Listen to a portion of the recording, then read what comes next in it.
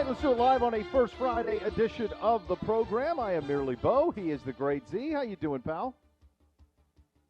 I'm doing well, man. I'm doing well. Would love to see a little bit of the sun. Very sad about, John Madden yesterday. That was like very sad news late in the day after we got off the air. And I mean, what an absolute icon, legend, as somebody for you growing up in the Bay Area. Not only was he the coach of the Raiders, but he had his own radio show throughout the whole time in the Bay Area as well. His own radio show. Yeah. He would do, or at least he had an appearance I don't know. I didn't live there. You might know better than me, but he was on the radio always, and just, a larger than life guy. I mean, I remember growing up as a kid, my dad claimed, all the way in Montana, claimed that John Madden invented the idea of like licks on an ice cream. So as soon as he would like get his ice cream, he would just lick all over it, so nobody else would take his ice cream, and then that was like something my dad would do.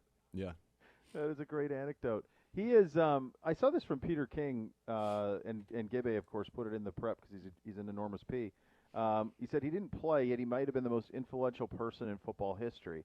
You can make a decent argument when you think about played, coached, has the highest winning percentage of any coach in NFL history, and then became, I think, the voice of the NFL.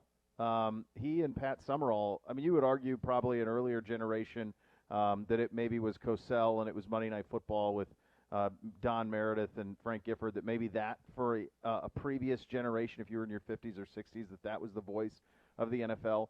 But if you're between the ages of probably 55 and 35, 30 even, then John Madden is the voice of the NFL that you hear in your head. It starts at CBS with him and Summerall forever. When CBS loses the the NFC package and loses football altogether, they go to Fox and they launch Fox's NFL coverage. The two of them do. Yeah. And when Summerall retires, Madden then goes and launches Sunday Night Football with Al Michaels and is the voice of that. And from a voice of the game perspective, he is the one. I love the stuff last night going around. I watched an hour and a half, probably, by the time the night was all said and done, of various clips of him of breaking down the turkey and breaking down the Gatorade with the father and the mom, Gatorade, and the little son, and they're married. All that stuff, and none of it was contrived. None of it was. It was all just off the cuff. Yeah, just him. Incredibly humorous. People try to be funny now. He just was, and it was effortless. And that is something that you just enjoyed the hell out of as a kid. And when you heard their voices, boy, it was a big one. Yeah. When you heard those two voices. Yeah, Phil Simms was saying that, whenever they had a, Madden Summerall game, that everybody in the locker room was fired up, that it was, you knew that was the game of record that week. And he, growing up for me, absolutely the voice of football. I've been a video game player my entire life. I played the very first Madden. I've played every Madden since. The fact that it's a video game, okay, football video game, an NFL video game, and it's called Madden, and that's all you need to say to somebody, and they know exactly what you're talking about.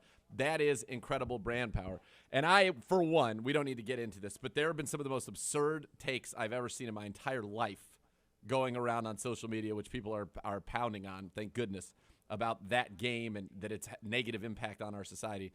Madden has brought more joy to more people. I know there are people that I can relate to that you just meet and you play Madden, I play Madden, boom, immediate bond.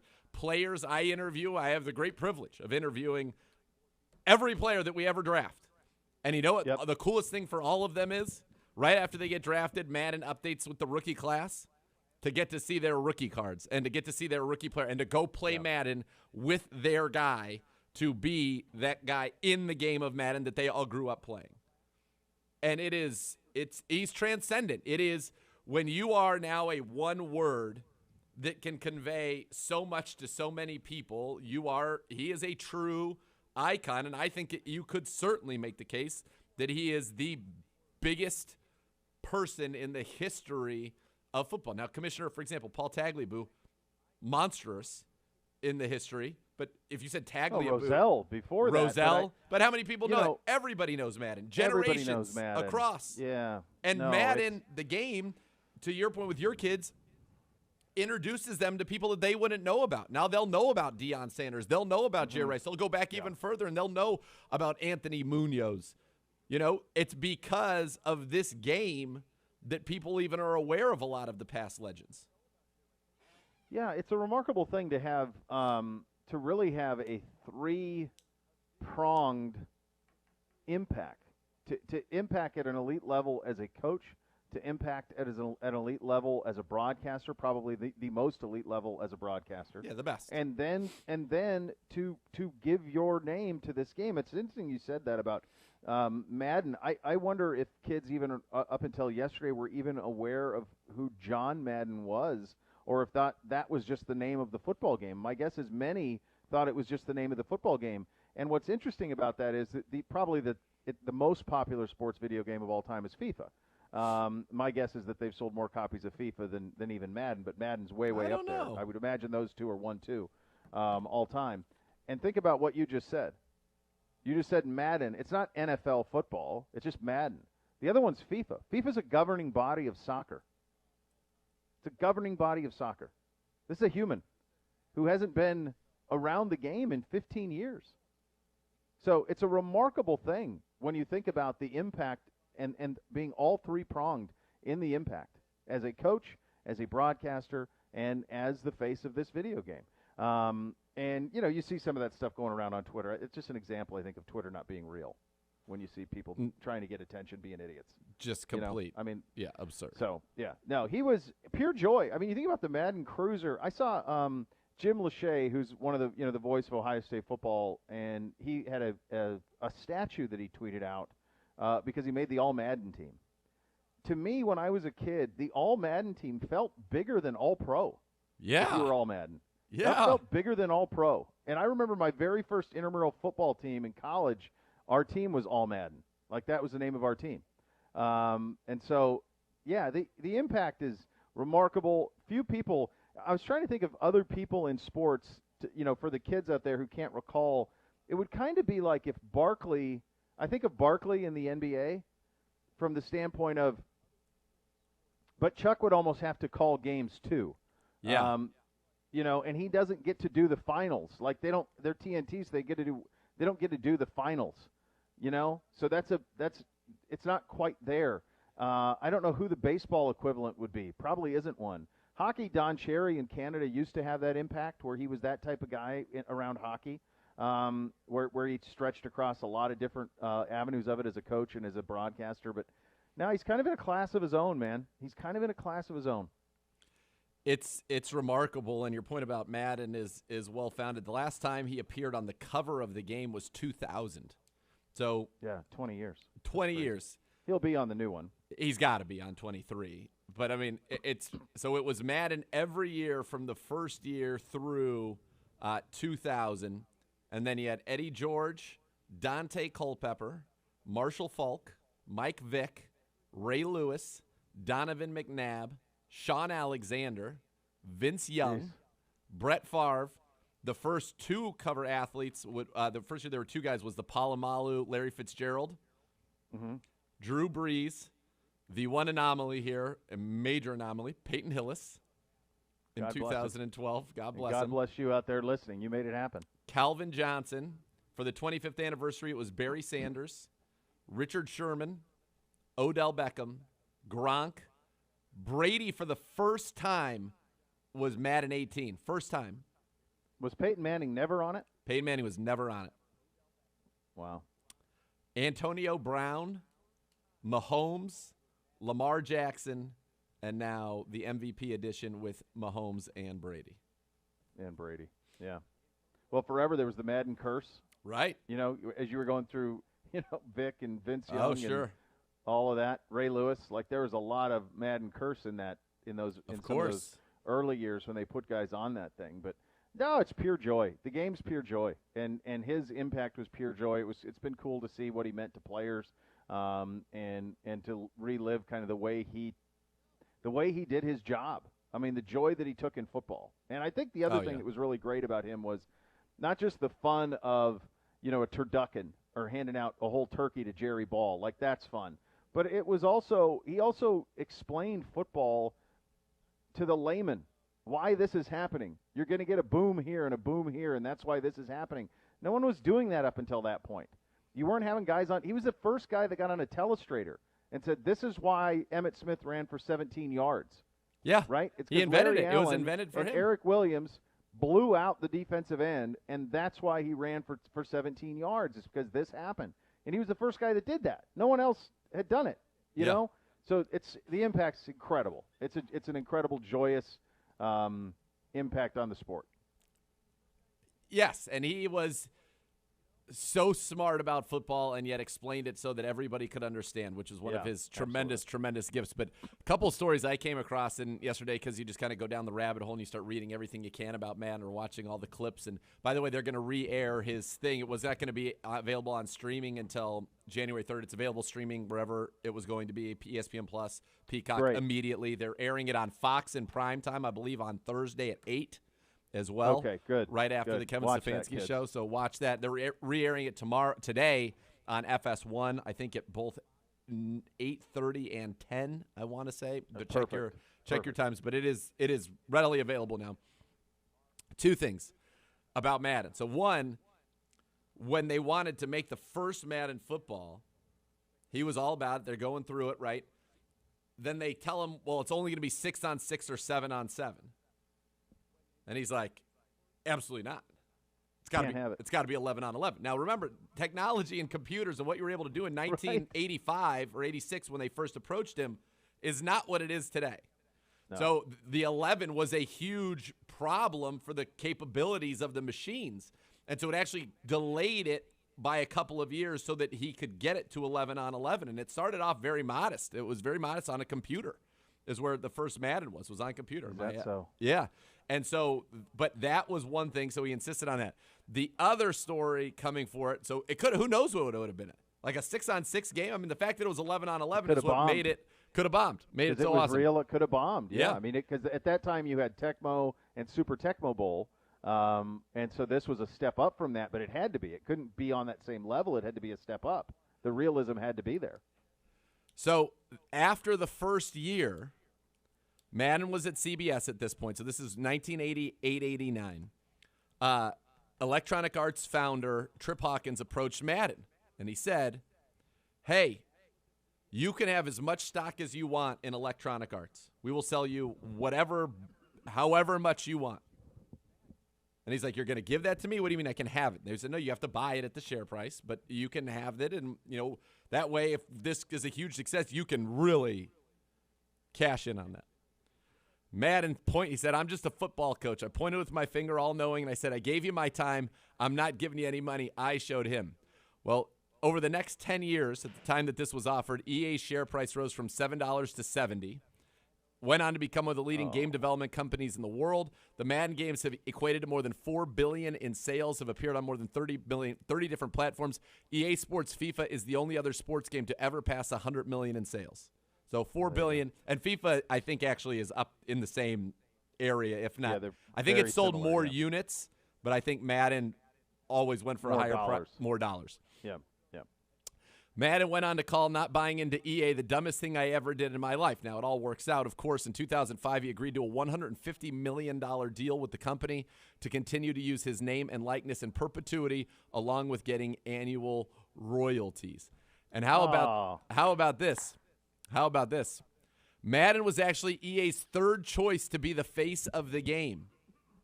The first choice was Joe Montana, but if people remember, Joe Montana had a football game. Joe Montana had a Sega football game, Yeah, it started on Atari and then on Sega, and I had it, of course. Yeah. And then the second pick was then Cal Berkeley coach Joe Cap, but he wanted royalties. Because remember, Cap. So EA is... You know this, of course. Obviously, when you go right across the San Mateo Bridge, that's where EA's headquarters were. So it was right in the Bay Area. So it makes no sense to anybody. They'd be thinking Cal, but it was clearly Bay Area focused. Think Joe Montana, John Madden, and a Cal coach. So he didn't want it. When they approached Madden, he saw the video game as a chance a tool to teach people football or a tool for coaches. And then he said it was when it said 7-on-7. He said, I'm not doing it if it's not 11 on 11, not real football. If it was going to be me, it was going to be pro football. It's got to be 22 guys on the field. If we can't do that, we can't have a game. EA agreed, and here we are. Can I just say that's one of the rare instances, I think, of big business doing well by somebody by giving him the $150 million to use it. Because at that point, I don't know if the name is still needed at that point. The game is established. I mean, it's better for it, but, Sure. It's not necessary at that Could have point. been The game is NFL. established, of course. NFL 22, Yeah. NBA, whatever. You know how they do 2K. It could be the same type of thing. I know they aren't the 2K company, but you get the point. At that point, it was established enough that the next EA game would have been one that you would have wanted, and you wouldn't have had to pay him $150 million. So for them, $150 million is a drop in the bucket. But that's a good job out of them. They made $4 billion on the game, right? And to What, give him the 50? royalties, the rest. That's what I mean. But Yeah. I don't care how much money you have. $150 million is a lot of money. A lot of money. So that's an awesome. That's a great story all the way around. Absolutely fantastic. He will be missed and was just so impactful. Some other news in the NFL and the NFLPA. This is apparently just a revolving door on trying to hit a bullseye here. The bullseye moves daily. And by the way, I applaud the NFL and the NFLPA for doing this because we know more than we used to. But the NFL and the NFLPA agreeing on new COVID protocols. Of note, fully vaccinated individuals can still test out and return in less than 5 days. Unvaccinated players out for 5 days. Return to play isn't contingent on being asymptomatic. So theoretically, players like Carson Wentz, Darius Leonard, Mike Williams could be eligible to play on Sunday, provided the symptoms have improved. Of course, this doesn't do us a damn bit of good against the Raiders or against Green Bay. But the NFL, I think seeing the playoffs looming and seeing the cases skyrocket as they have, making some amendments to the way these protocols have been. All right. And maybe I'm going to – I like what they are doing. I appreciate it. I think that it is right. I don't think you can change this from 10 days to 5 days until you get to the playoffs because speaking for us, we've been at a competitive disadvantage. Think of who we would have had against Vegas if it was 5 days. We got jobbed. We get jobbed by this. More than anybody more else than anybody in the league. That's right. Yeah. So I don't like it. I liked it in theory, but I don't think you can start this until the playoffs. It's a good point. Because you should have been all be competing under the same rules throughout the regular season, and then once the playoffs start, if you want to go to this, fine. I think that's a good point. You want to change the testing frequencies and all that, that's totally fine with me. Because people are still coming up positive. It's not like people are avoiding being positive. You're seeing it around the league. But you can't change the time that people must be out. Because let's take the Raiders, for example. The Raiders are likely now going to see Carson Wentz. And for us, they saw Nick Mullins. Baker would have been back Thursday, Friday, Saturday, Sunday, Monday. For sure. Yeah, we back. thought there was a chance he was going to be anyway, even in the old situation. Yes. But think of the difference, and if we win that game, think of the difference. So I don't think that they can change the rules in the timing of it. I'm fine with them changing, anything that they want in terms of the testing and that, but the timing of it, that's the impact. And we've had guys miss multiple. Clowney missed 2 games. Yeah. That's not right. No, we're getting jobbed on this. No, it's not. Not to mention the numerous ones we get, and I'm sure every team gets them, but from the league, actually we botched that call. Okay, but we can't keep ending up on the wrong side of this. Oh, is it that's our Sky Judge conversation. It's 3 years in the making. Everybody knows it. Well, now they're starting to do it. And Pelissero had the news today that these replay officials have been given a new deal through 2027. By the way, the craziest thing with replay, I don't know if you were paying any attention at all. I don't know why you would be, to the Giants and the Eagles. There was one of the craziest situations in that game. So they throw a touchdown to Devontae Smith. That is, It's a touchdown, but it's close, real close on the sideline. Did he get that second foot in? Not sure, but they called it a touchdown. Nothing seems irrefutable. Touchdown. So then the replay guy, the quick one, is like, no, incomplete. So they call it incomplete. The Eagles then challenge it, and on challenge, it goes back to being a touchdown. Jeez. What are we doing? Right. What are we doing? Yeah, you can't have that. You saw the one in the Cowboys game was it the center who was 15 yards downfield blocking a middle linebacker? So that guy was supposed to block the middle linebacker, and I guess he thought he was going to pass rush, but when that guy dropped, he just followed him to go block him, which is insane. I mean, how do you – I don't know that you can review that as being a penalty, though. I mean, it's not a judgment call, though. He is downfield. Like, I feel like you should be able to review that. Yeah, that's what you want the sky judge to go, wait, we missed this. This guy's 15 yards downfield. Right. Can't happen.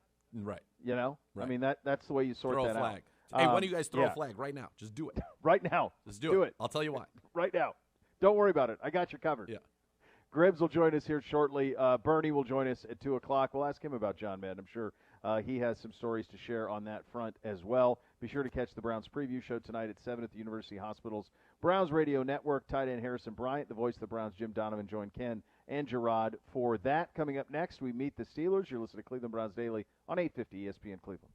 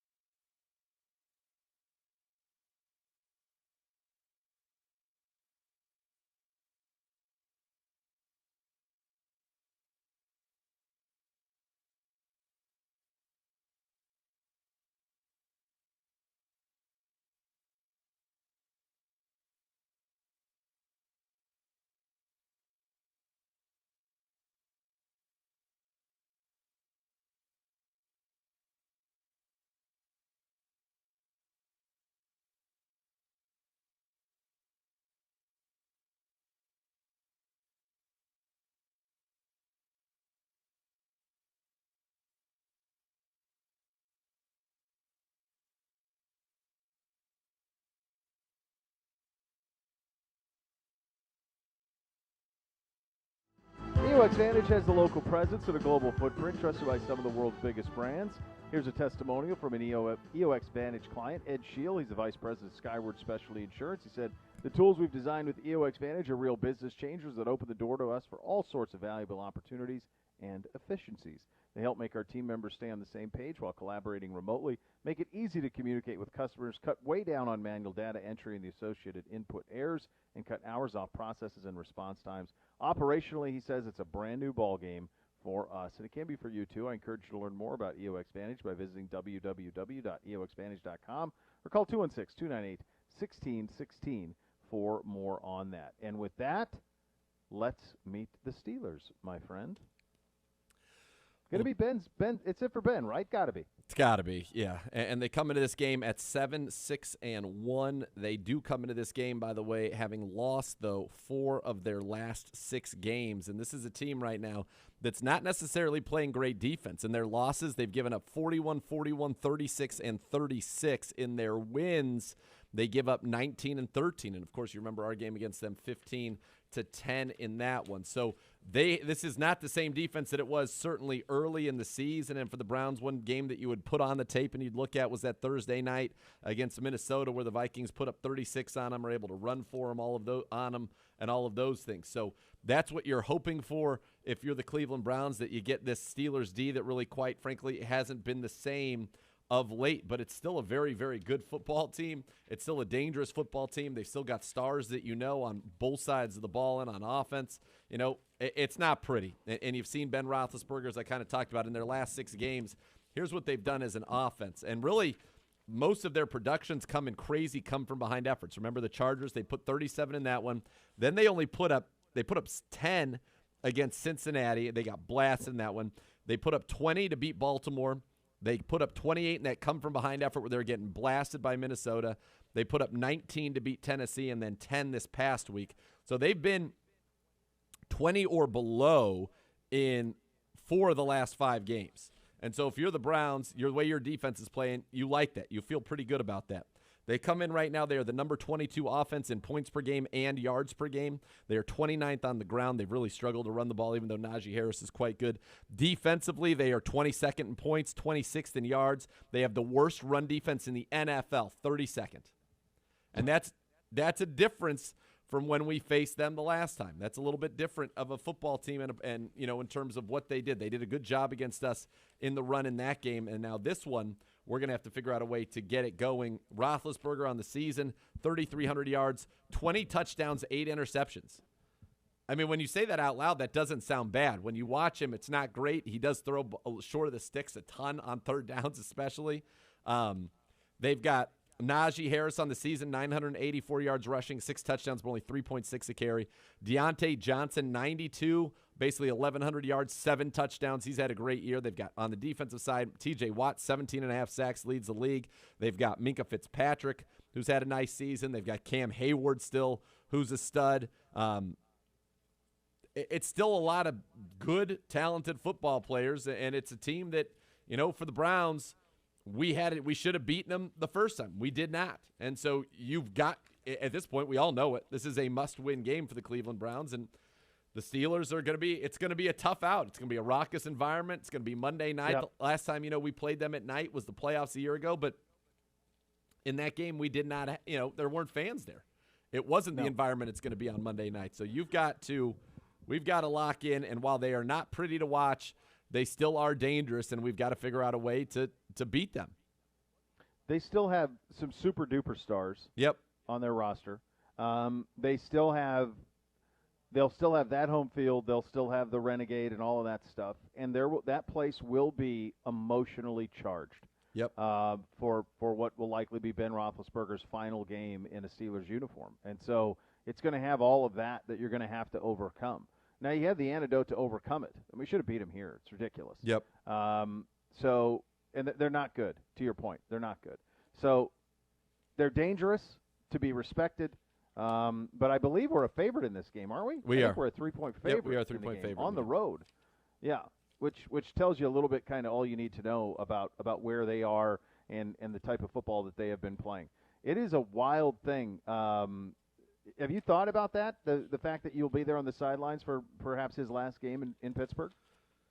It's a pretty monumental thing when you think about it from a big picture. We're so focused on our thing, obviously, and rightfully. But that is he certainly is an all-timer over there. Oh, and a consistent thorn, obviously. Yeah, come on. I mean, the guy's a Super Bowl champion a couple times over, and yeah, he's an iconic figure in the NFL. And so to be there for that, I thought I may have seen it. Honestly, I thought perhaps I saw it in that playoff game. I remember that. The way that he sat on the bench. Him and Pouncey. Yeah, and it was Pouncey's last game, not his. And you thought, maybe that's it for him. But I think he decided, look, I can't go out like that. Yeah, that's a big deal. He's kind of the last of the era, right?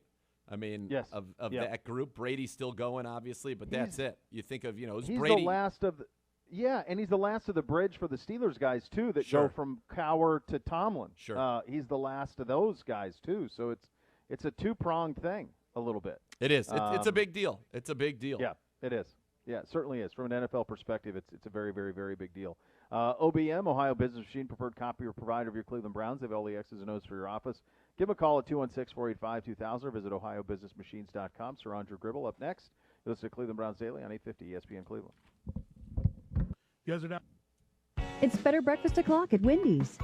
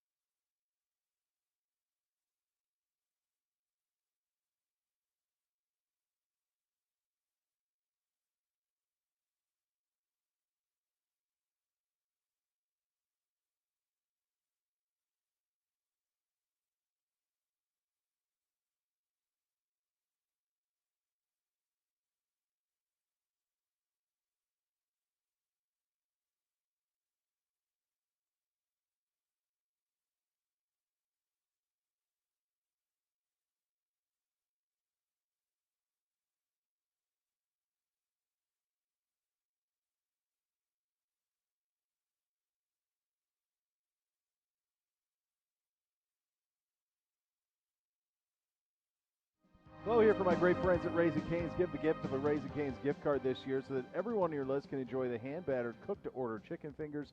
Also, let Raising Cane's help you through the busy holiday season with hot, fresh, made-to-order chicken finger meals. Download the Raising Cane's mobile app. Get clicking for chicken this holiday season. Raising Cane's chicken fingers, one love. And with that, I like that. Get clicking for chicken. I like that. That's that. good. Yeah, That's good. that is. That's very good. Our good buddy Sir Andrew Gribble joining us, our senior staff writer. Before we get into our situation and all of it, the loss of John Madden, and you're obviously a little younger than Z and I, but just when you hear Madden, what comes to mind for you? See, I think I'm just old enough, though, where I still think of Madden first as a broadcaster, because I just remember watching him on Fox. I remember the Fox era Madden. That's my window with him. Yeah. Because I loved Pat Summerall. Like, Pat Summerall's like one of my favorite play-by-play guys of all time, because he, like you guys say, he let the broadcast breathe.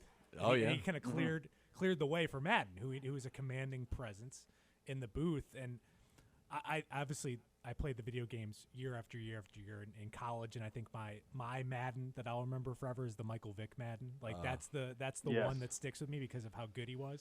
Yeah, like, very similar to Lawrence Taylor and Tecmo Bowl dominant. But then you just realize, and I've been listening to people talk about him all morning, is just he's been ever present, but he just had kind of vanished ever since retirement. Yeah, he walked away and lived a good life, but we just didn't hear from him for like the last 15 years, I think it was. And I'd even forgotten that he'd finished his career with Al Michaels in the booth. I forgot about that team. I did too. Yeah, brief. It was brief, very though, right? brief. Yeah, he launched Sunday Night Michaels, Football right. with Michaels. They launched Sunday Night Football. They got Al from Monday night because Monday night went away, and they went to Sunday night. And Monday night went to ESPN from ABC, and so Al didn't want to do games on cable, so he went to NBC, and they got Madden, and they launched Sunday Night Football together.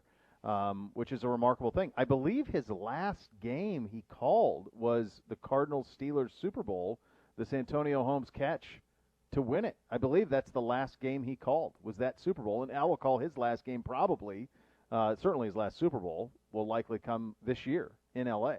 So I don't know. When he did his interview with his he's still good, sleeveless interview with his just guns out, I felt like this guy's got at least another decade in him, Al Michaels. He's older than you think, though. I know. Believe me, I know. I remember he was here. That was a few years ago. Yeah. Yeah. But I think Madden he's older than you think. Clearly paved the way for like a guy like who I think now is the modern day Madden is a guy like Chris Collinsworth. In that just like Chris Collinsworth like explains the game to you while you're watching it, and I think that's what he's so good at, and that's what Madden was so good at, was just making football digestible. Yes. We talked about that with Telestrator and all of that. I think he also, unfortunately, imitation isn't always the best form of flattery because it led to a bunch of people trying to be like him. If you guys remember in the late 90s and early 2000s, everybody, whether it was Siragusa or Matt Millen, to varying degrees of success. Millen was actually pretty good on the NFL back in the day, but varying degrees of success of former players trying to be like Madden and trying to be funny when they're not. And he just was naturally. Like it wasn't an act. It wasn't contrived. Like it's just who he was naturally. And it did lead to some pretty cringeworthy color commentators through the years. Well, and I think what Madden has now taught us is just be yourself. These guys who are in the booth now, the guys we like the best, Tony Romo, and I think a guy like Aqib Talib has really taken off in the last couple of years. They're being themselves. They're being themselves, and I think that's what people gravitate toward. They don't want some contrived version of yourself. And he's not afraid to like tell it like it is, which I like about Aqib Talib. He made that. I got in the. You got a little bit of a dip, and he was in the snow game. He was in the Seattle Bears game, and he's pretty on spot on. But he tells you who he thinks is good, who he doesn't think is good, in pretty uncertain terms, which is great. I enjoyed that. Yeah. There were some great ones. The one that was going around last night was the one with the Thursday night game with Randy Moss against the Cowboys, where he had the 3 catches for like 168 and 3 scores and or whatever. Touchdowns. Yep. All touchdowns.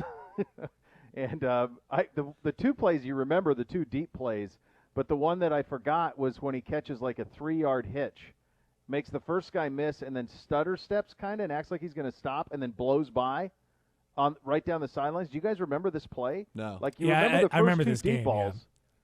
Yeah, but the third one is the one, and listening to Madden talk about Randy, so it's a 3-yard hitch. He takes off running. It looks like the Cowboys are going to the angle, so he makes it look like he's going to cut back. But he doesn't. He just kind of stops and then goes. Like you don't see anybody no one has that gear that Randy had. And then Madden explaining it was just absolutely priceless. And at the end, Randy's on the mic and or on the phone. He's going, "I want to talk to Madden Summerall." And you hear John go, "You got him," which is just awesome. Did you see the clip going around of Madden doing the 30 seconds on the telestrator showing how Troy Aikman can't grow a beard? Yes. He's like looking right here. Yeah, and Aikman hadn't seen that before. The Gatorade mom and dad was awesome also too. That great. was hilarious with that. Yeah. So God bless him. Gribbs, as we turn our attention, well, here's where we are, right? You got to win your 2. Unfortunately, we didn't do what we needed to do the last couple of weeks, but fortunately, we're still in the middle of this thing because everything that needed to happen around us did. If you're looking for positives, you do control your own destiny in that sense. Win your 2 games, and you're going to have a chance. You need a little help, but the help's good help. It's believable help. It's believable that the Rams can beat Baltimore. It's certainly believable that Kansas City will beat Cincinnati, and that'll put you in the position you want to be in. But, of course, first you have to take care of your business. In terms of that, going to Pittsburgh and winning on Monday night in what very likely will be Ben Roethlisberger's last game in Pittsburgh, is this team ready for that task? I think so, and I think that this team has played some of its better games this season on the road. I think that the environment is not something I'm too concerned about, though you're clearly going into a bit of a hornet's nest with the atmosphere and the buzz with Big Ben's potential last game there. But I think if you play the way you did offensively this past week and get rid of the turnovers, you're going to win that game. I think that the productivity of the offense last week was very good, getting over 400 yards and the way Nick Chubb ran. You finally figured out something. Whatever was going wrong in the running game got figured out for this game against Green Bay. And I think that Baker made some good throws, but clearly you can't win with 4 turnovers. I mean, most teams don't win with 1 turnover against Green Bay. You're not going to win with 4. Right. So if you clean that area up, and I think the defense, again, continuing to play at a very high level, even though the first half was a little rough against Green Bay, but they were put in tough spots. But you're getting guys back. You're healthier than you've been in the last 2 weeks. You got a long ramp up. This is a game you should go in with everything on the line. You should win. Granted, you're playing a Pittsburgh team that has the similar circumstances. Not a good season, but they somehow still control or have some control over their situation as well. So it's a tough ask, but you've put yourself in this position where you have to win this. And even a few weeks ago, after these last couple losses, you had to win this game no matter what. And this is a game on the schedule you had to win weeks ago. And now you definitely have to win it, and you got to hope that the one game on Sunday you need is the Chiefs over the Bengals to keep this one alive. But if you get that, then everything's still in front of you. And we should win this game. If you want to be anything in the league this year, you got to beat this team. This is not a great football team. I'm sorry. They're not. No. Offense, defense, they're in the 20s. In any metric, scoring offense, 22. Yards per game, 22. Defense, scoring defense, 22. Yards per game, 26. This isn't the Pittsburgh Steelers of old. Ben is not a lesser version of himself. Now, he completes a high percentage of his passes. He's got a good touchdown-interception ratio. He's taking care of the football very well for them. I think it's 20-8. But this is not a great team. They can't run the ball. They're the worst in the league at stopping the run. Now, last time we faced them, 23 carries, 96 yards, 4.2 a carry. We've got to be able to do better than that. We have to in this game, but you look at what Minnesota did to them, and that's the most similar offense to ours. They gashed them. They absolutely annihilate them on that Thursday. So it's right there for us. We've got to do it, and I feel like we should. And I think we should go in there expecting to win, and we need to execute at the level commensurate with that. I mean, this is a team that doesn't score a lot of points. And, in fact, the games in their last 6, they're 2-4 in their last 6. The games that they have scored a lot of points were 2 monster come-from-behind efforts. Crazy one against the Chargers and crazy against the Vikings. Their 2 wins, they scored, I think, 20 and 19 and held people to 13 or whatever. Like, they held us to 10. You get to 20 points against this team, you've got a good shot. I was going through their stats, and they've had 2 losses now where they've scored more than 20, and those are those 2 games I mentioned, which were, again, crazy come-from-behind efforts. But before that, they hadn't. On the season, they're 5-2 when they score 20. They're 2, and when they score 19 or fewer, they're 2-5. When they allow 20 or more, they're 2-7. When they hold you to 19 or less, they're 5-0. Yeah. You just got to score. We just have to score the football. That's it. Simple. Yeah, I mean, you held them to 15 last time. You should have won that game. Should have won that game, of course. And so I think you probably, there were some moments defensively in that game you'd like to have back. I think even in a 15-point game, but 15 points is 15 points. Sure, you're winning football. You should be winning that game. So I think, but again, I liked what I saw outside of the 4 turnovers from the offense. Everything was much better offensively. It's the best offensive game we've seen since week 9. Yeah. Except for the turnovers, but it's like the turnovers are a big deal. You can't Pittsburgh is going to, if they get 4 turnovers in you, Pittsburgh, I don't know, when's the last time Pittsburgh's won a game with forcing 4 turnovers, or lost a game with forcing 4 turnovers? I don't think it Probably exists. not. And we want to throw ours out against Baltimore. We managed to somehow do it, but that is it is fairly atypical. We've been on the wrong side of a lot of fairly atypical things so far this season. But no, that's it. And you mentioned turnover battle. You talk about the turnover battle for this Steelers team in particular, even this year. And the NFL can be boiled down to things that are pretty simple. When they have tied or won the turnover battle, they're 7-2. When they've lost it, they're 0-5. I mean, there it is. We're the better team. If we act accordingly and do not have any of the, slip on the banana peel moments, we're going to beat them. We should beat them. Yeah, it's just you have to rise to the moment. And I think that both teams are going to be watching intently that Bengals-Chiefs game. Obviously, because Bengals win it, it's over, I think, for everyone with the exception of the Ravens, if I'm correct, in terms of unless you look at those infinitesimal wild card odds. Scenarios. Yeah, sure. so I think that's going to be something that is going to galvanize, I think, both teams. So the both teams have everything on the line, but you got to win this one. Hope get some good results on Sunday, and then you go set yourself up for the ultimate game you'd want. This team has not had this good of a shot at the division since it's been back, which is crazy. We've never won it. Yeah. We've never won the division, and if the Chiefs, which we all are going to be Chiefs fans, if the Chiefs beat the Bengals and the Rams beat the Ravens, which I feel like the Rams should be able to take care of that, the Browns will go into this game controlling their destiny to win the AFC title. We'll know that when we take the field, whether it's there, whether it's over. I mean, we'll have all the information one way or the other. But the Chiefs game, at least, that one keeps you alive. Keeps you alive. Then the Steelers could beat the Ravens the final week. Right. But if both happen, you know for sure you control your destiny. I talked with Anthony Walker Jr. yesterday. That's why he signed here, for games like this. That's what he wanted to be a part of. And for the Browns, the reality is, and we've been saying it for weeks, and it turns out it was not entirely true, but that the playoffs had started. Now they really have. We lose again, the season's over, regardless of anything else that happens. Right. So if we want to win the division, we got to go 2-0, get a little help. We want to win the Super Bowl, we've got to go 6-0. 6-game winning streak. That's it. That's the only path. So it starts now. And why not? Why not do it? Retire Ben, send him home right there, be done with it. Let's go. Well, and Gribbs, probably the potential to be in about as healthy as we've been since God knows when. I mean, theoretically, if we can get through these practices, we can get to Monday as healthy as we've been in weeks.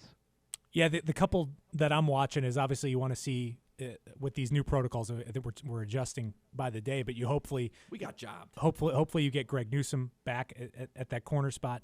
The guy I'm watching obviously is Kareem Hunt. Like, where is he at from a physical standpoint? He's off the COVID list, we know that, but if you can get him back in the lineup, that changes everything for you and what you do offensively. And then Kareem, Troy, and John Johnson. Correct. Yeah, John Johnson, we'll see where he's at with the hamstring as well, but otherwise you're pretty healthy. I mean, you got a lot of guys back on Monday. There was a lot of guys in that release where you're like, that guy.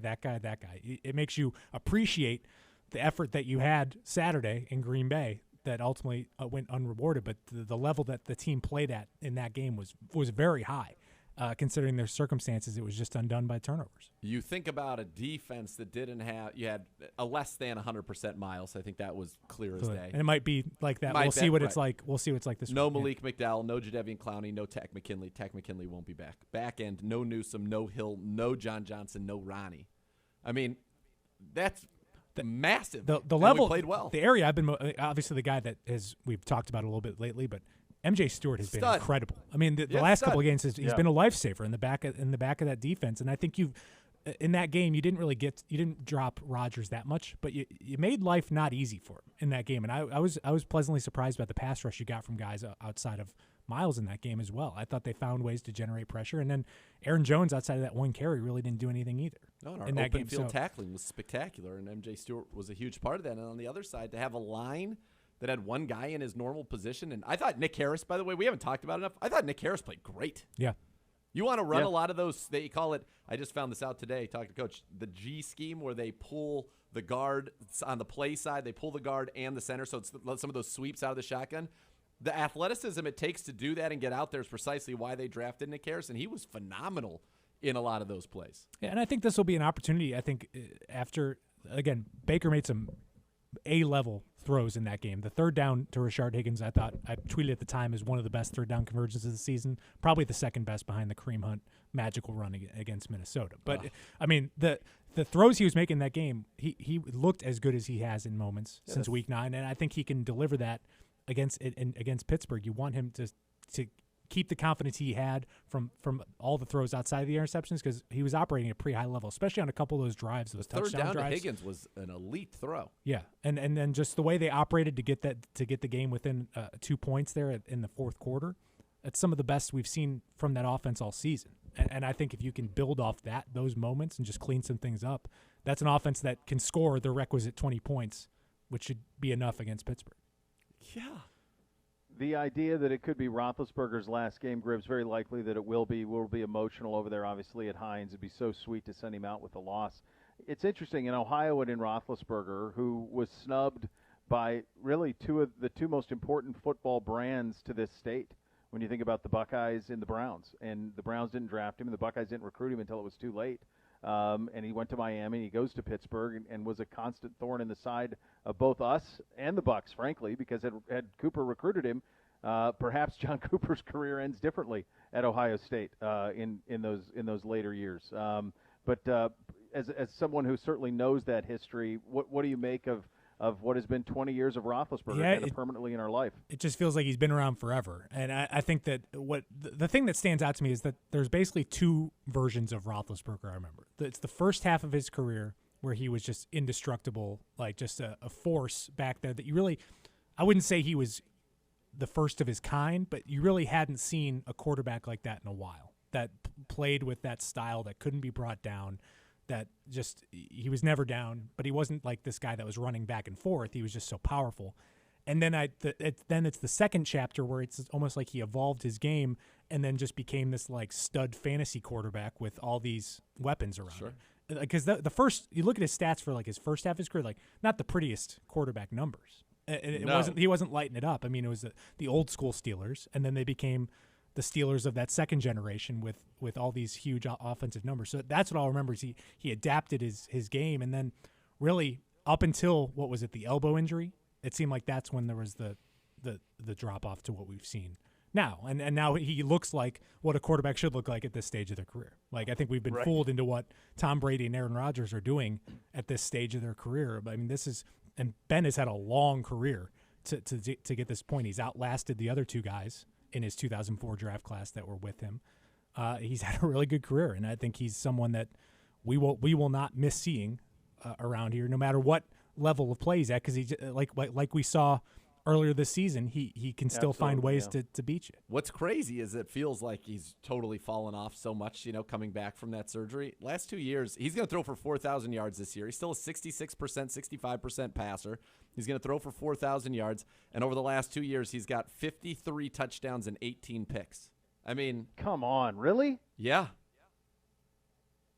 Well, I wouldn't especially because you hear all about that touchdown to interception. I would not have had that. You hear all about Najee Harris, and he's going to be a great player. I think once they figure out their offensive line in Pittsburgh, he's going to be someone to reckon with. But I couldn't believe it was like in the Chiefs game, he had a 22-yard run or something, and it was his longest of the season. And I was like, that was bringing back the Trent Richardson memories of the. But this is clearly a guy that's doing a lot in the passing game as well for them. Yes. And once they get their offensive line figured out, we all knew going into the season that their offensive line wasn't going to be good, and it hasn't been.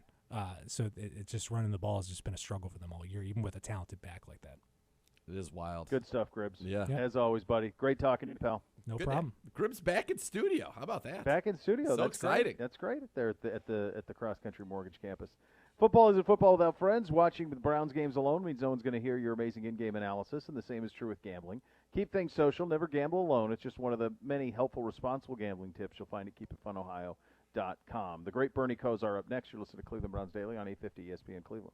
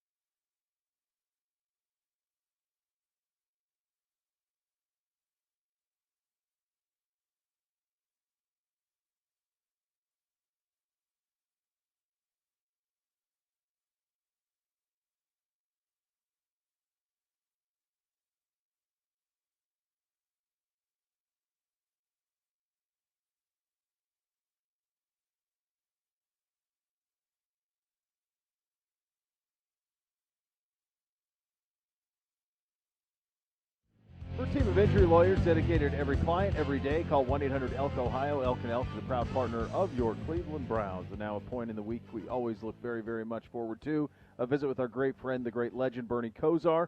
Pal, happy holidays to you. Merry Christmas and all of that. And also your health, buddy. We saw, obviously, on social that you were, and we had some text exchange back and forth as well. How you feeling? How you doing, pal? Well, belated Merry Christmas, early Happy New Year to you, and yes. health-wise, thanks. The health-wise doing much better. Good. And actually getting healthy enough to enjoy these last two W's as we go on towards our division championship this year. That's right. I like that. Hey, Bertie, before we get to that, the passing of John Madden last night, and you would have played in an era, obviously, where Madden's voice, and Nathan and I are of an age where his voice was synonymous with the biggest games every weekend, it felt like. What are some of your recollections of John Madden as a guy who is omnipresent around football? Well, first the prayers and blessings to his family.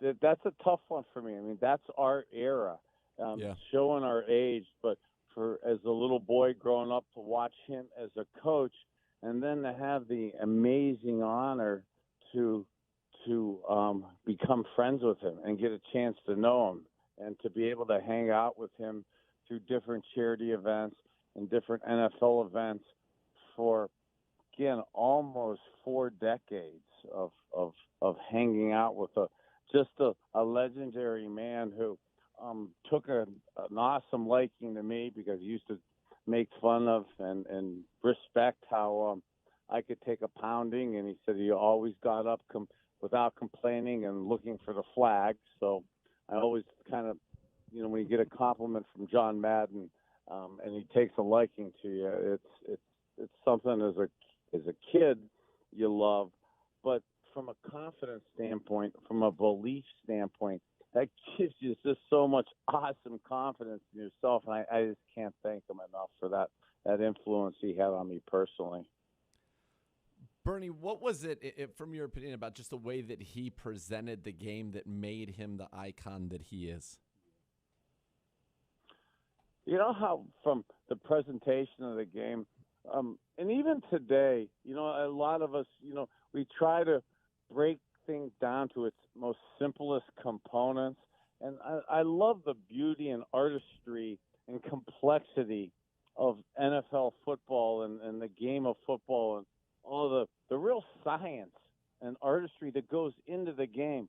Yeah. But he had such a beautiful ability to take such a complex, beautiful, almost artistic play and break it down into the most simplistic, basic quality of life type things. And the simplicity that he broke the game down to, I just thought was just one of his most genius abilities.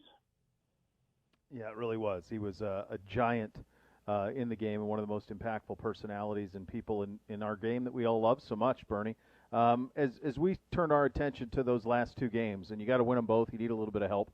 The help that you need is plausible and even very, very realistic for the Rams to beat Baltimore, for Kansas City to beat the Bengals. But, of course, you have to take care of your business. What did you see in the game against Green Bay to lead you to believe that this team can?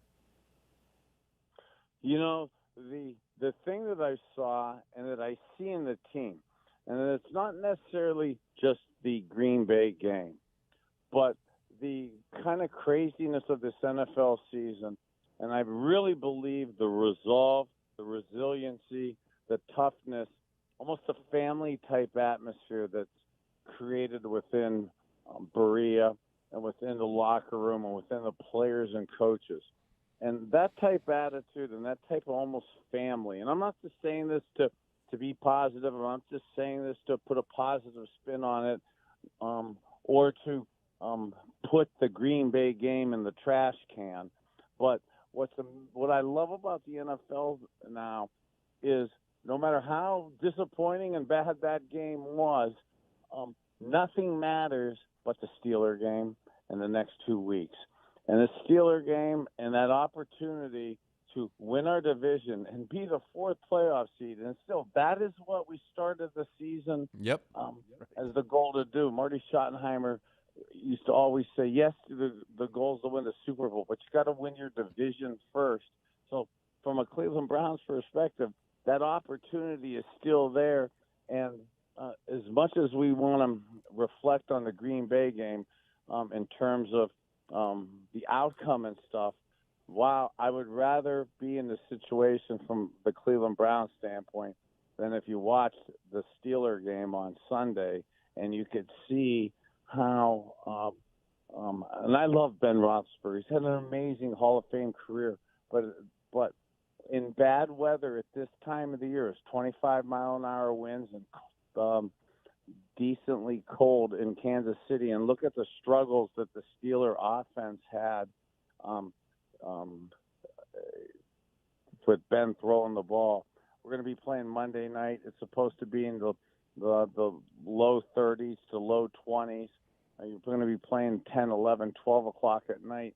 For your arm, your elbow at our age, at older ages, to throw the ball, it's really challenging. We've talked each time we've played the Steelers and Ben the last couple times about the ability to basically squat on the throws, make him throw the ball outside. Don't give him the easy throws up the middle. Don't give him the easy check down throws.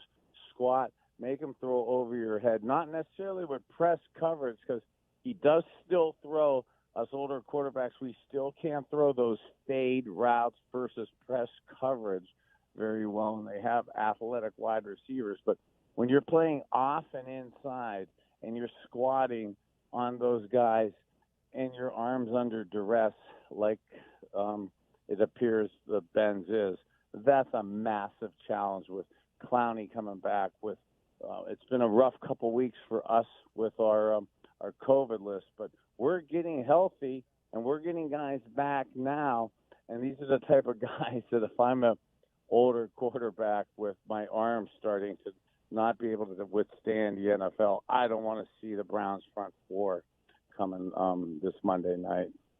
Bernie, I want you to take us inside the mind of a quarterback, and what I'd like you to do is help us understand, when you have a game where you make a lot of good throws, but you also have 4 interceptions, how do you bounce back from that? And the reason I ask is you go back to 1989, and you had a game only of your career, 4 interceptions. The next week you bounce back to a huge win, 27-7 over the Bears. You throw a complete second best of the season, 76%, 281 yards, 2 touchdowns, no picks, quarterback rating of 128, obviously in a big Browns win. How did you do that in 1989 to bounce back from that game, and how can Baker Mayfield do that now? Wow, Nathan, way to go, man. This is what I was talking. I was uncomfortable about possibly bringing up that 1989 season. I've been in the exact spot Bake's been in. I just prefer all the listeners and fans out there to forget. I also sorry for reminding them, Bernie. But it's the bounce back. It's the beauty that comes out of it. That's so true, and that's why I started up today, and that's why I am so positive about this game and why I am so positive about Baker. When we play those type games, we have them sometimes. The phrases that I would like to use in terms of how you feel personally is horrid on that. And that ability for you to come back and have almost that single-mindedness. And I talk about this plagiarizing Coach Stefanski almost every week. And it's not just coach rhetoric. Win the week. Go one-on-one this week. Coach Snellenberger, Jimmy Johnson used to say, do the best you can today. Tomorrow takes care of itself. Man, when you have games like that, that is so true. You absolutely go and lock in. And me being quasi high-functioning autistic, I could go high into just locking in on what I have to do to make sure I'm going to be successful. And I learned from those bad games and those bad mistakes and owned them, and then made sure that to the Bill Belichick, Eric Mangini used to say the phrase, you don't want to be it. you never want to be it the next week for the reason why you're not getting W's. Bernie, that Packers game, 400 yards of offense, a lot of success on third downs, things that we'd struggled with, in the previous weeks on the third down conversion stuff we've been struggling with all season. What did we? Let's take the turnovers out of it, and obviously you can't in terms of the result, but in terms of what was accomplished offensively, what did we do different? What did you like about what we did against Green Bay that hopefully can take those positives and apply them to the Steelers, and then hopefully the Bengals in what would be a very, very meaningful game the following week? Yeah, great point, Beau. And again, I'm not Baker's marketing rep, and this isn't just covering for quarterback play, but it's amazing to me, how tough it is to fly in on game day, to have not practiced in 10 days, and then to go be able to do that. So some of the things that, is just he was been there, he played, he got game experience, he got some of his timing back. And one of the things I did take out of the game, I know the Steelers shut us down running the ball in the first game, but the Steelers have struggled all year in stopping the run. It's one kind of weakness of their defense. And, of course, we're running the ball. We ran the ball better than phenomenal in the game. And but one of the things that I was super impressed with Bake is that the sense of timing. We had that 3rd and 16 where he had the 2x2 set, and he had a post going through the middle, and Higgins coming on a 16-yard square end, or Jarvis on a square end behind it, where he's throwing the ball before the break, which is super pro timing. Actually, the same throw he made on the Donovan Peoples pick towards the end. It's actually beautiful timing that is coming as you're coming out of the break. On those type routes, there is a cardinal rule that the receiver, thou shalt never let the cornerback undercut you and come in front of you, so you have to come down that stem. Obviously, we saw all the pass interference. We saw the holding there. But I do like the way he got practice for not throwing for 10 days, but yet still in that 4-pick game still was throwing massively impressive timing on a couple of those throws. So I think the timing's going to get better. I think that he's going to get his feel back. I mean, he is just coming off of COVID, so his health should be getting better, and his timing of throwing. And again, I watched the Steelers, and I know what the Steelers have to do offensively, and they could only gimmick you right now. They can only gimmick you. They struggle at throwing those intermediate to deep throws right now. So offensively, I'm absolutely rather be on our side of the equation. And Bernie, when you think about what our defense has done of late, do you think that if we can just get hot on offense, we have a chance to make a run? I contend that our defense is playing at a championship level. I thought the performance, given all the people that were out against Aaron Rodgers, was incredible. And even if you had everybody, that would have been the best performance against Aaron Rodgers in months. They were averaging 36 points a game coming into that one. Right on, Nathan. 100% with you. And again, not saying this to manufacture create positiveness. There is nobody that wants to play our team with the way our defense is coming back. Basically, our whole team has had the virus now. Yeah. So we know we're going to be stable and healthy through the next month or so. If we get into the dance the way that with our front four and the way we're able to create pressure right now, there's no way a team wants to play us. And with our running game and the way we're able to run the ball, and strategically we'll figure out, I believe, how to throw the ball. And we showed some good characteristics of timing that we were talking about in the last game. I absolutely know nobody wants to play us in January. Certainly not. Bernie, from a big picture perspective, Monday may be Roethlisberger's final game in Pittsburgh, and certainly quarterbacks, there's a fraternity to that, right? And a respect and an admiration of that club and how tough that job is. obviously he's not the player he once was, but as Nathan pointed out, he's still been really good the last couple of years. When you hear some of the statistical accumulation he's done the last couple of years, but all indications are that this will be it. When you think about Roethlisberger and his career in Pittsburgh, he's been obviously a constant thorn for us. It'd be nothing sweeter than to send him out with a loss. That goes without saying. But just from a quarterback perspective, what are your impressions of Ben, his career, and everything that he's meant to that organization? Yeah, as a Cleveland fan, I think it's okay to say, because he's an Ohio guy, that started part of my rift 20 years ago was wanting to take Ben Roethlisberger, but Butch Davis went another way with that. So he's just now starting to talk to me. After that, he's been taking it out on us Browns for the duration of his career.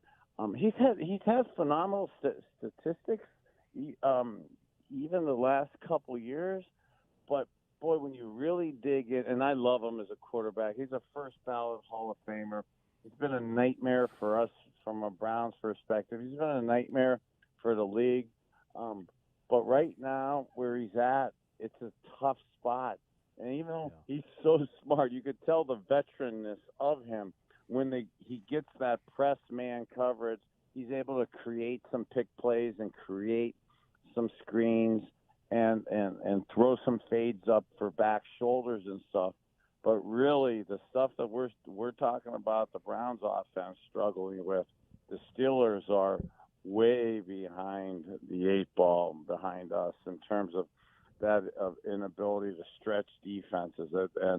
And part of their lack of running game is safeties, and people are packing the line of scrimmage and packing inside the numbers and almost daring them to throw outside and intermediate routes because he's not the plays aren't developing and you're not stretching that intermediate stuff. So guys are really just kind of squatting and making a tackle. It makes it really, really tough to be consistent. Bernie, glad you're feeling better, buddy. Yes. Happy New Year to you and all the family. Love talking to you, buddy, and we'll talk to you again soon. Much love, Bernie. Awesome. We're ready to go. Let's go. No matter. Go Browns. Happy New Year, everybody. That's the best. The great Bernie Kosar. Joining us, as he always does, every Wednesday here on the program. Rumpke Waste Recycling, family-owned and operated. Whether you join him as a customer or as an employee, you'll become part of the family. Visit rumpke.com to learn more. You're listening to Cleveland Browns Daily on 850 ESPN Cleveland.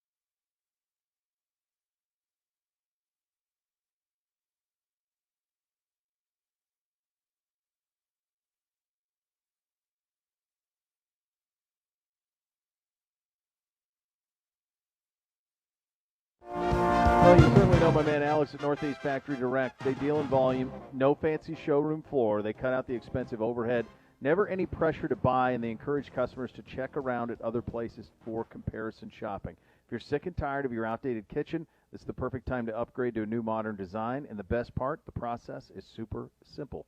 The appointment and the design, those are free. There's no obligation. They'll let you take it with you. They also have 0% financing available. Go to Northeast Factory Direct. They cut out all the unnecessary costs associated with traditional cabinet stores, so you buy nice stuff at really incredible prices.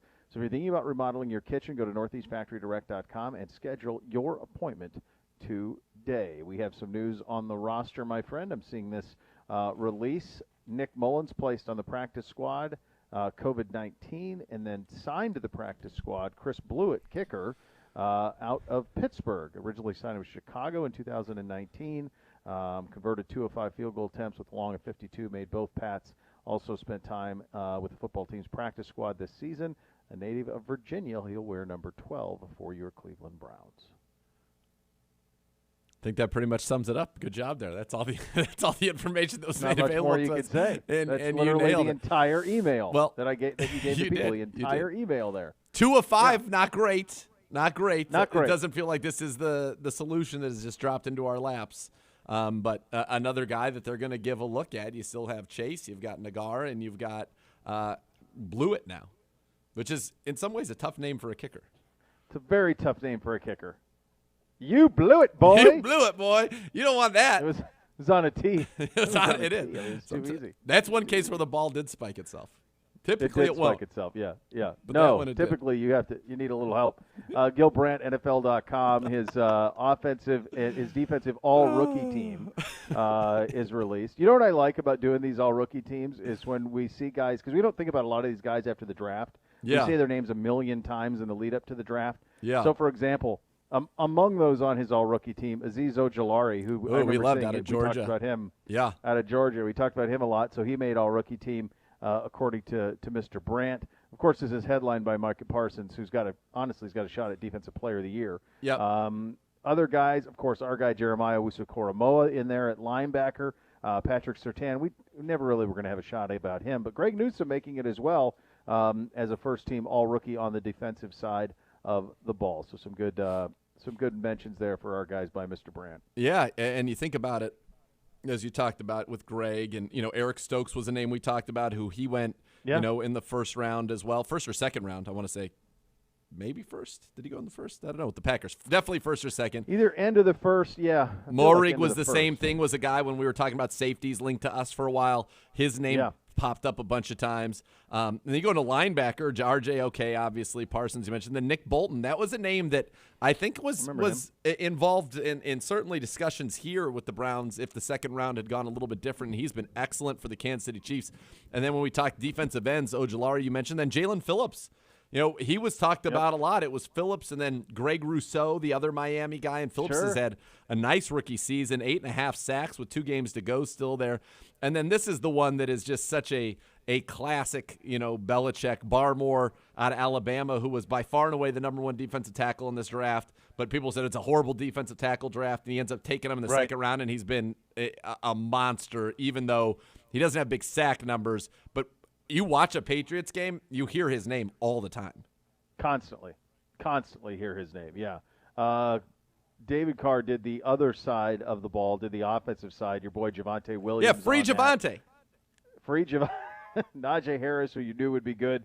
Statistically, it doesn't do justice how good he's been for them. He never comes off the field, ever. 3-down running back.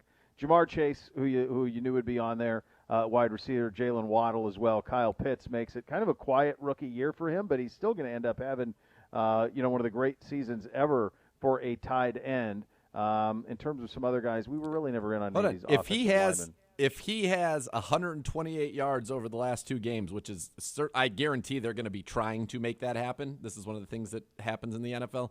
He will set the most receiving yards by a tight end in his rookie season. Whose record he'll break? No one would get this. No one would get this. We'll throw Gibbe. You know the answer. Gibbe. Yeah. What do you got?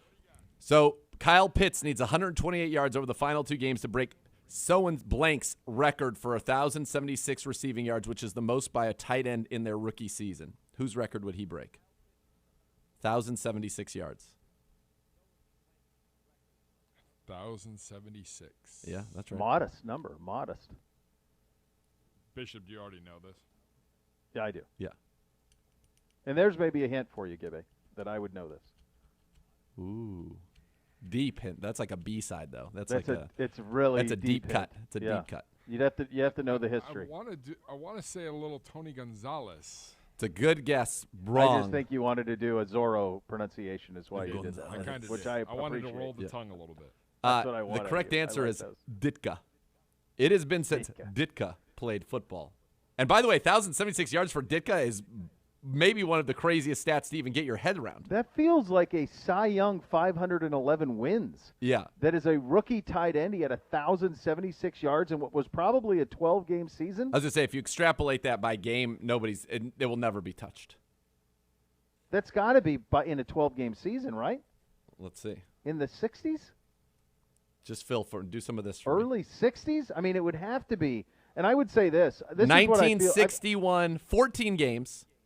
He had 56 catches, 1,076 yards, 12 touchdowns. He averaged 19.2 a catch. He would never again eclipse 1,000 yards receiving, nor would he ever have double-digit touchdowns again. So he really peaked early. Wow. Yeah. That's amazing. He made the amazing. Hall of Fame as a coach and a player. Yeah. 5 straight Pro Bowls, 2 first-team All-Pros. He wasn't even first-team All-Pro that year. Give me a break. What tight end was better than him in 61? There's no chance. I'll tell you what, and they ought to – I guess we were at 16 games for so long, but the idea that, like, Pitts has 2 games to break this record is it's nonsense. It's absolute nonsense. The nonsense. bigger nuts part of this whole thing is it is the gutless Falcons. It might take him 2 games, and he still might not be able to break it. Yeah, I don't even know. What they did last week summed them up perfectly. They beat the pathetic Lions but couldn't cover.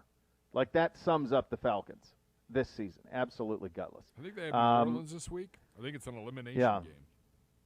I think we're going to have to go to, like, yards and catches per game. Like, if you're going to be playing different amounts of games, that's one thing I think baseball's gotten right consistently is they've stuck at 162. It's 154 forever ago, and then they've gone to 162, and they've stuck there. Like, it's really brutal when you think about what's going to happen statistically over the next decade, going from 16 games to 17 and eventually to 18. I mean, you're talking about from guys like Mahomes and Kyler and Burrow and Herbert, you're talking about potentially, for those guys, another 600 yards a season is in play. Oh, easily. Yeah, there's no doubt. They all are going to average around 300 yards a game. So this says that he is on the All-Pro team for 1960, but he doesn't have the All-Pro Plus by his name on Pro Football Reference yet. Pro Football Reference also has him as the one tight end there. I don't know. It's a mystery. He was the Rookie of the Year, I'll tell you that. 5-time Pro Bowler, 2-time All-Pro. It says 63 and 64 on here, but I digress nonetheless. That's a pretty good season. Yeah. Here's what I was going to say is I think that team, and that team being this offensive Rookie of the Year team, smokes this defensive Rookie of the Year team. And it's a very good defensive Rookie of the Year team, but you're talking about Mac, Javonte, Najee, and then Jamar, Waddle are your 2 receivers, and you could have Devonta Smith would be your third. Devonta Smith had a great throw year. him in there. Yeah. That's your third. Pitts, and then this line is pretty good. Creed Humphrey, Trey Smith, Vera Tucker, Rashawn Slater, and Penei Sewell. That's pretty good. Sure is. Yep. Yeah. No, it is. It's legit. That was a really good draft last year. The idea that Jeremiah Owusu-Koramoah is available in the second round was ridiculous in the moment, made more ridiculous by the way he's played. And everything you're hearing about this next draft is that it is not what last year's was. Right. Certainly we know it's not at quarterback, and I don't think it has that type of – it just doesn't have that type of juice to it that last year's draft did from a playmaker standpoint either. But he who shall not be named would look great in orange and brown. That much we do know. Do you love the Browns? Gain exclusive team access with the NFL Extra Points credit card for special ticket financing. 20% off at NFLshop.com and rewards like player meet and greets and signed memorabilia. Apply today at NFLExtraPoints.com and get started with 10,000 bonus points after qualifying purchases, enough to redeem for a $100 statement credit. To learn more, visit NFLExtraPoints.com. Offer subject to credit approval. See application terms and conditions for complete details on that. A little better or worse, higher or lower, coming up next. You're listening to Cleveland Browns Daily on 850 ESPN Cleveland.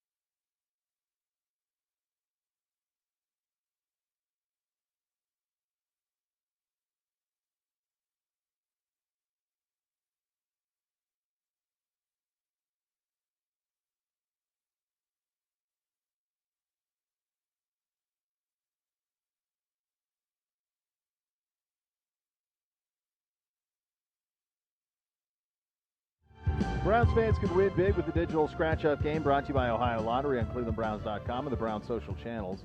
Fans could play once per day throughout the season by digitally scratching off a virtual card for chances to win great prizes, team shop gift cards, tickets to future games.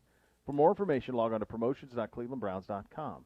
And now, time for a little better or worse, or higher or lower, presented by Ohio Lottery. Hello, Gibby. Hi, guys. Rocking and rolling through a Wednesday. One more day. That's right. That's right. Zegura's got like half a day. Yes. Good. Very much Good for appropriate. you. These, by the way, are my favorite of the power rankings. I like the NFL Nation ESPN ones best from the standpoint of they use the local people, so they lose like our guy Jake Trotter's involved in this. And so you get I think you get a much better kind of view of the league because everybody's who's covering these teams is used. And the comment about your team is usually something good and worthwhile. There you go.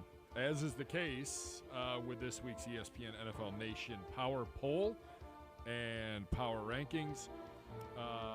They basically, in addition to ranking the teams, they also had to choose their team's non-QB MVP. So we've got some power rankings, and then we can talk a little bit about each team's non-QB MVP, because there are some interesting ones as we go through this. So with that, let's get things going. First and foremost, the Bengals, as we take a look at the AFC North teams only, the Bengals come in at 10th. Their non-QB MVP, Jamar Chase. Thoughts? Let me just think. I want to see who's behind him. I think let me see. That's fine. Is there anybody they should be ahead of? I think they're better than New England right now. Yes. And Tennessee. Better than Tennessee right now. Yeah, I would have them 8. I would have them 8. I'd have them behind Buffalo. I think they're right there with the Colts. They have the Colts at 6. I don't know. I probably trust the Cincinnati offense more than the Colts offense, but I probably trust the Colts defense a little bit more. Although the Bengals defense has been good. I mean, the Bengals are playing really good right now. They're playing well. I like the Chase one. It's either Chase or Joe Mixon, right? Joe Mixon's had a very good season, but it feels like Chase has unlocked everything for that offense. He's made Higgins better. He's made Boyd better. He was, when you get somebody who, I mean, he changed everything. He elevated Burrow, and Burrow helped elevate him. I mean, it gave Burrow confidence knowing he had somebody who he's on the same page with. It's a remarkable thing to be able to draft in consecutive years maybe the best quarterback-receiver combo for a single year in the history of college football, and wait a year and have them both on the same team in the NFL. It's pretty cool. I don't know that that's happened. So, and it's paid immediate dividends. I think if that's inappropriate, I think they have that right. Next. Higher or lower? All right, as we take a look at the AFC North teams, the Ratbirds from Baltimore, 14th. Their non-QB MVP, Mark Andrews. So the 3 teams right in front of them, the Cardinals, the 49ers, the Eagles. Teams after them, the Chargers, the Dolphins, and the Raiders. Zegura, you're up first. They need to be lower, worse than this. They are the worst pass defense in the NFL. The Chargers would throw all day on them. They've already lost to the Dolphins head-to-head before some of these injuries even happened. So I think they would have to be a little bit further down the list than this. Heck, we beat them the last time we played them. I think Minnesota would give them fits. I don't know if Minnesota did beat them or not. I think Minnesota blew that one. That was a you blew it boy game, if I'm not mistaken. They had a big lead and blew it. They did against the Ravens. So no, they are worse than that, and it's unfortunate. No team. We talk about what we've dealt with COVID. No team has been more besieged by injuries to critical pieces of their operation than the Baltimore Ravens, and the fact that they are still in a position to control, to have a chance to win this division is honestly, it's stunning. But they are not good. Mark Andrews, though, is absolutely the right call. He has been a monster down the stretch. Not good enough for the Miz to make it to the final. Sad, hate to see it, but he's been a monster. That, yeah. You're not. No, yeah, I think you're right. I think they're worse than that. I would also say that you could make an argument this is John Harbaugh's best job coaching. Yeah. Because I don't know how. I mean, go look, folks. 30 go guys, look who they either played with. Injured reserve or on the COVID list. I mean, we've had it bad. We've had it really bad. And they go, oh, yeah, well, here, have a sip of this. This is what we've been drinking out of all season long. It's crazy. I don't know much. Higher or lower? The team we play Monday, the Pukers, come in at 19th, one spot ahead of us. Their non-QB MVP, T.J. Watt, probably deservedly so. The teams in front of them, the Raiders, the Saints, the teams after us, the Broncos, and the Vikings. Higher, lower, or just right, Bishop? Well, they have to be one spot better. They're better than the Saints right now. Did anybody watch New Orleans play on Monday? In what they're running out there? Now, some of that's COVID and all of that, but that's the reality of who you are at the moment. I was actually floored by the Ben stats that you passed along. I know it's been brutal recently, but I was floored at how efficient he's been this year in a year when most people say he's been washed up. And T.J. Watt's the right answer. This is the crazy thing about them is, like, they are flawed in ways that Pittsburgh historically isn't flawed. They're bad on the offensive line. They're not good at linebacker the way that they used to be. And Watt's more of a D end. I mean, let's be honest. I know he plays outside linebacker, but he's a D end. They're not great at corner, but they still have super duper stars on the roster. And so in a given moment, those super duper stars can rise up and make a play and still beat you. And we know because we saw them do it. So they're better than the Saints right now, and I think they have the MVP one right. Zegura? Better than the Saints, but worse than the Vikings. Vikings smushed them. They made a big comeback, but the Vikings smushed them. I would take the Vikings to beat them. They got Minnesota too low. On a neutral field, I think they beat them. So I'll say they're in Minnesota the should sweet be spot. probably like Minnesota should be somewhere like. And we're better than them. So 16. Drop them down. Well, one. they beat They're us worse. though. Whatever. You got to beat them. They're gonna. Higher or lower? All right, outside the AFC North, we'll start right at number 1. The Kansas City Chiefs, 11-4. Higher, lower, or just right? You can't go higher. Lower or just right, Zegura? That's just right. They're the best team in the NFL right now. And better than the Packers. Yeah, they are better than the Packers. I don't think yes, so. I think the Packers are better. I don't. I think the Packers are better than them. This is a more complete football team. Offense, defense, more weapons on it. It's not just a one-trick pony on offense, which is a great trick and a great pony. Devontae Adams is spectacular, and Rodgers is great, but I like Kansas City better. I think Kansas City's favored on a neutral field right now. That'd be my guess. Bishop? So I was just looking up. They beat the Packers, but it was without Rodgers. Yeah, they throw that game out. They really haven't. Go look at who they've beaten recently.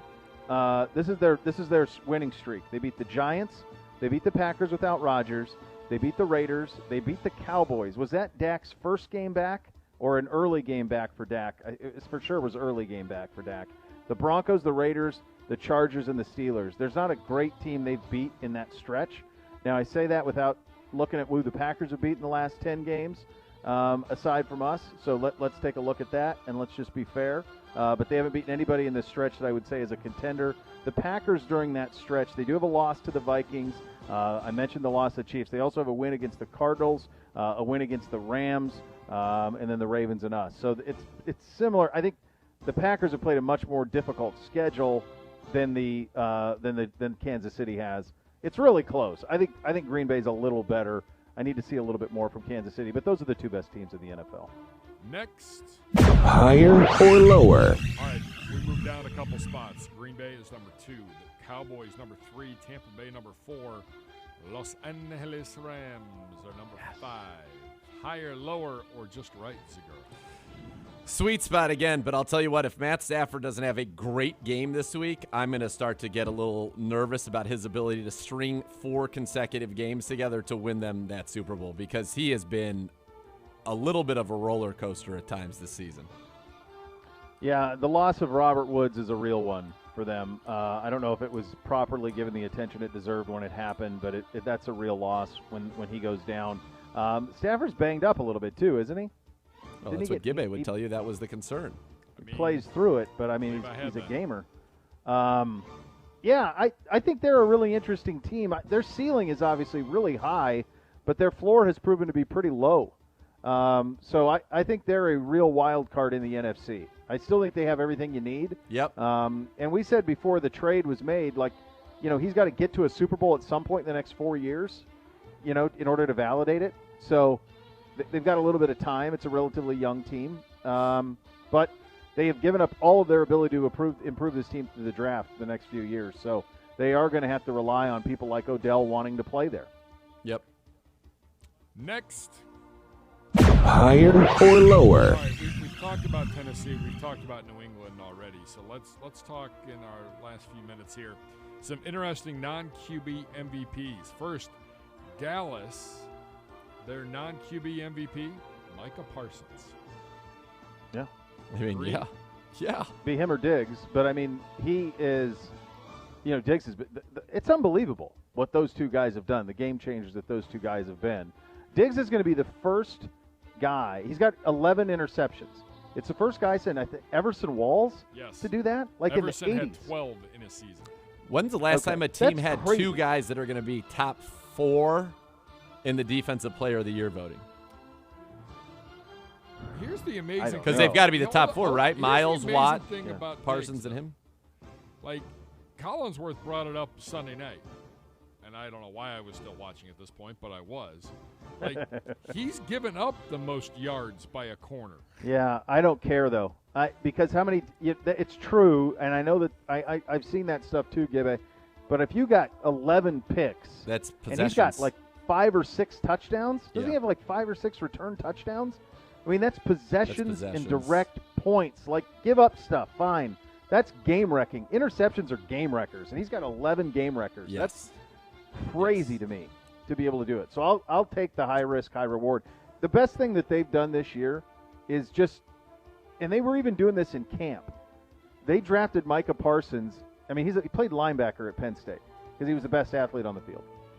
And they were smart enough to say, let's not make him something he ain't. Let's just let him do what he does best, which is go chase the quarterback. Yep. Wreck games, and that's what he's done. That Hard Knocks clip of him with DeMarcus Ware going through pass rushing moves where you're like, that's interesting. Well, it turned out it was a lot more than just interesting. That was a pretty cool peek behind the curtain, and you're seeing the fruits of that now. In Buffalo, their non-QB MVPs, safeties Jordan Poyer and Micah Hyde. Both have 5 picks, if I'm not mistaken, and it's the third time it's ever happened in Bills history that 2 safeties had 5 or more picks, and it's the second time this duo has done it. I loved Jordan Poyer when he was a Cleveland Brown. He was one of my pet cats, as they called it back in the day, and hated to see the injury he suffered against Tennessee, but for him to bounce back the way that he has and to become the player that he is, he's a stud, Hyde's a stud. And they put them together, if I'm not mistaken, either the same year or a year later. Hyde was a big free agent signing after being a slot corner and safety for the Packers. And Poyer was kind of an under-the-radar signing at the time because he was coming off of that horrific injury in Tennessee where he ended up in the hospital. Some of his liver or spleen, it was something internal. It was brutal, and it's awesome. I love Jordan Poyer. I couldn't be happier for him, and very deserving of this because – let's be honest, their offense has not been what it had been in years past. And even Diggs' numbers are down now. Allen's starting to take over. I thought this week he was especially good. But it's their D that's really carried this team a lot this season. Yeah, I think they get it right here. And I would also say that for the actual MVP, when you look at Buffalo, if they could get to 11 wins, he's not going to win it. But if they could get to 11 wins and you start asking yourself, is there any team that relies on their quarterback more than them? I don't know. He's as much as anybody. Yeah. He's the whole thing. He's the whole operation there. So he's got to run it. He's got to extend plays. He's got to throw it. I mean, there's a lot on Josh Allen's shoulders in Buffalo. All right, real quick because we're up against it. Zegura, do you agree with the 49ers' choice of Nick Bosa as the non-QB MVP on that football team? No. How's it not Trent Williams? How's it not Deebo Samuel? That's where I thought you Either might one. Yeah. But, I mean, Trent Williams, you've seen the PFF stuff on Trent Williams. No one's ever been graded that high ever. Yeah. At tackle. Ever. Okay. And Deebo does everything. Deebo does everything for them. Literally. Everything. Receiving, running, you name it, he does it. And then one final one, Minnesota, Justin Jefferson. Yeah. He is elite. Yeah. Elite. Fun to watch. Every game, he does something very impressive every single game. Yeah, I like it. He is among those who have Bootsy and Beamsy doing the gritty on a consistent basis around the house. Even Odell did the gritty. Everyone's doing it. All those LSU guys, they love it. They love it. Good job out of you, Gibby, as always. Still so much more to come. Before we get to that, though, Browns fans get into First Energy Stadium quicker on game day with Express Access. Enroll for free today to enter through exclusive lanes at each entrance. Plus, use Express Access for a chance to win a signed Myles Garrett jersey and other prizes at the end of the season. Click on the Tickets tab in the Browns mobile app to learn more. Still so much more to come. You're listening to Cleveland Browns Daily on 850 ESPN Cleveland.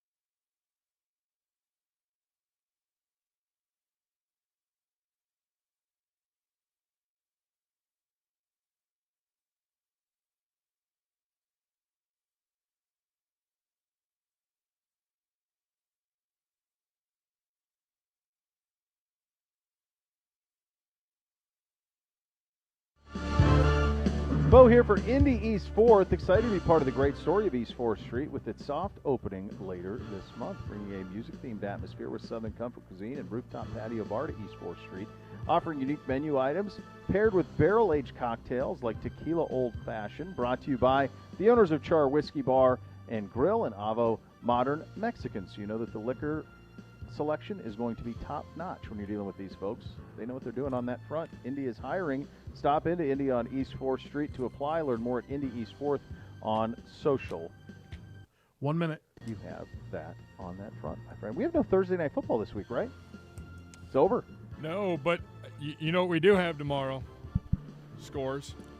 Oh, early. And early scores. Early scores. And you never walk away from a heater. Jeez. We battled back. The kids stuck with it. We stuck at the tables. I just needed the over-unders to take a week off, and then bing, bing, pow. Winners. Now we're back, baby.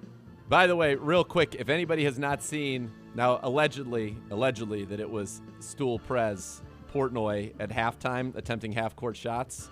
A, seek out that video if you haven't seen it, and B, read the official statement that they have made following said performance. Both are treats. When? Yesterday. Where at? Yesterday.